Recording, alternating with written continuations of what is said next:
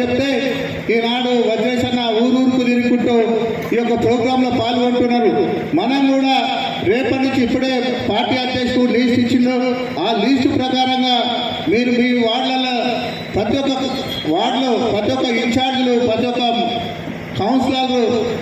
Councillor తన party ఇన్ఛార్జీలు అందరినీ చేసుకొని మన దేశాన్ని రాజ్యాంగాన్ని ఎట్లా బీజేపీ వాళ్ళు ఎట్లా చేస్తున్నారంటే మొన్ననే చూసారు వక్ఫ్ బోర్డు బిల్లు తెచ్చారు.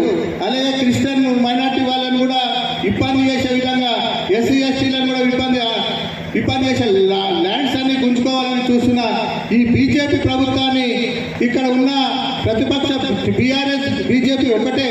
ఎందుకంటే మనమే పార్లమెంట్ ఎలక్షన్లో చూసినాం, ఆ ఓట్లు మొత్తం ఒక్క ఓటు అన్నట్టే.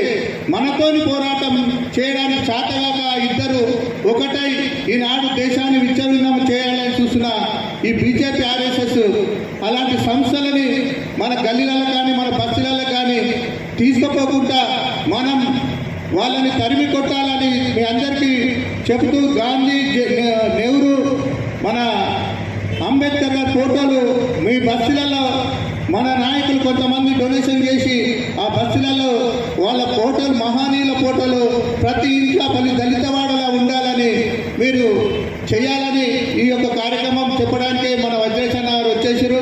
కాబట్టి అందరూ ఇప్పుడు వచ్చిన వాళ్ళు కాకుండా రానోళ్ళని కూడా అందరినీ పిలుచుకొని ఈ కార్యక్రమాలను వాడవాడ విజయవంతం చేయాలని కోరుకుంటూ ముగిస్తున్నాను. జై హింద్.